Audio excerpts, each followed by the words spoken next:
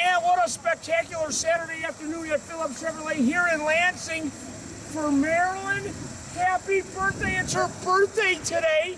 And Roy, what a present he gave Marilyn, a white diamond tri-coat Equinox. How is it for you guys? Thank you. Oh, is that beautiful? Did you get that? And you know what? Maybe I'm like the Bachelor. Will you accept this rose? Or this white Equinox?